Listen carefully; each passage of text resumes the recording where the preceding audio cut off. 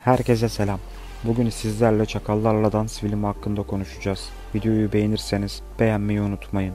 70'lerin mahalle komedileriyle kimin eli kimin cebinde bir suç öyküsü harmanı olan film, durdurak bilmeyen bir tempo ile devam ederken ilk dakikadan itibaren sürekli yükselen doz aşımı bir mizahla yüklenmiş. 70'lerin mahalle komedileriyle kimin eli kimin cebinde bir suç öyküsü harmanı olan film, Murat Şeker'in pencereden dışarı dakikalarca bakan depresif karakterlerin kendilerinden başka kimseyi ilgilendirmeyen, öykülerini çekerek saygınlık kazanmak gibi bir derdi yok ve bu konuda epey rahat görünüyor. Niyeti Ertem Eğilmez, Osman Seden, Lütfü Akat gibi sinemacıların izinden giderek Yeşilçam kodlarıyla üretilmiş, kolay anlaşılan, kolay tüketilen filmler yapmak ve bunu Türk seyircisine en sevdiği tür olan komedi üzerinden başarmak. Kendi sözleriyle tarif ettiği üzere sinema, sanat ve eğlence ve ticaretten oluşan bir üçgen. O da bunun ortalarında gezinen bir sinemacı. Elbette kimse onu ticari sinema yaptığı için suçlayamaz.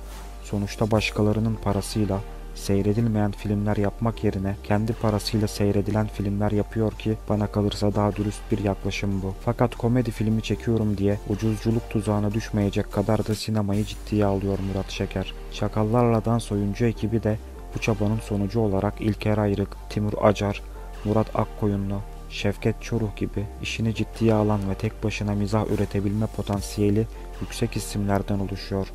Futbola düşkünlüğüyle bilinen yönetmen Recep İvedik ya da Kutsal Damacana gibi pespaye işlerin aksine tek bir isme yüklenmeyip güçlü oyunculardan kısa paslaşarak gole giden bir takım çıkarmayı başarmış. Ama Çakallarla Dans'ın en çok dindar Hikmet karakterini canlandıran Murat Akkoyunlu'ya yarayacağı da aşikar. TV'de Gürgen Öz'le birlikte sundukları performanslarıyla tanınan oyuncu o zamandan beri biraz gölgede kalmıştı.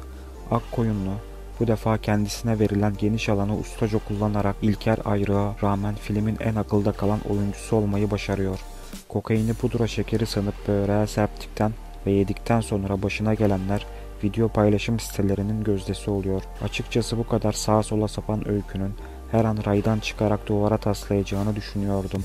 Ama Şeker ortalığı dağıttığı gibi toplamasını da biliyor. Ali Tanrıverdi'nin yazdığı Yer Çekiminden kurtulamadan absürtleşen senaryoda mahalle var, dayanışma var, durum komedisi var. Daha ne olsun. Son tahlilde Çakallarla Dans çok önemseyeceğiniz hayatımın filmi bu diyebileceğiniz bir film değil ve bu kadar da serbest bırakılmış. Bitirim jargonuna yüklenen mizah herkese uygun olmayabilir ama bir bilet parasına sizi günlük hayatın tüm sıkıntılarından uzaklaştırıp epeyce serotonin salgılamanıza yol açacak çok keyifli bir seyirlik. Tıpkı eski Yeşilçam komedileri gibi kendini ciddiye almak yerine arsızlaşarak, şımararak seyirciyi eğlendirmek amacında ve bence başarıyor da.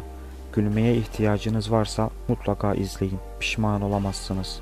Hadi gelin, hazırsanız başlayalım.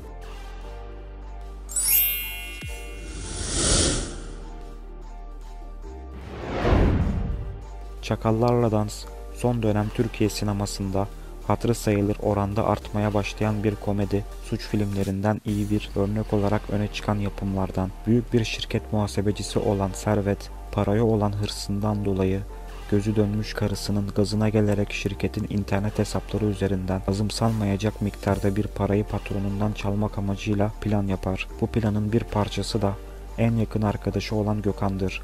Servet parayı Gökhan'ın hesabına aktarıp herhangi bir olumsuz durumda suçu onun üzerine yıkmayı hesaplar. Diğer iki arkadaş da bu hain planın figüranı olacaklardır. Ama unuttuğu iki şey vardır. Birincisi en az kendisi kadar kurnaz ve saf olan kankaları.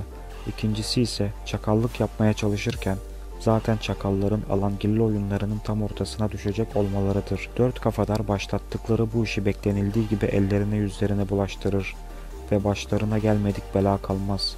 Kısa yoldan para kazanmak uğruna bindikleri geminin dümeni onları akıllarına bile gelmeyecek çılgın ve eğlenceli bir maceraya sürükleyecektir. Filmimizin IMDb puanı 5.6. İzleyip film hakkında yorumlarınızı yazmayı unutmayın. İyi seyirler. Daha fazla dizi ve film incelemesi için kanalımıza abone olup diğer videolarımıza göz atabilirsiniz.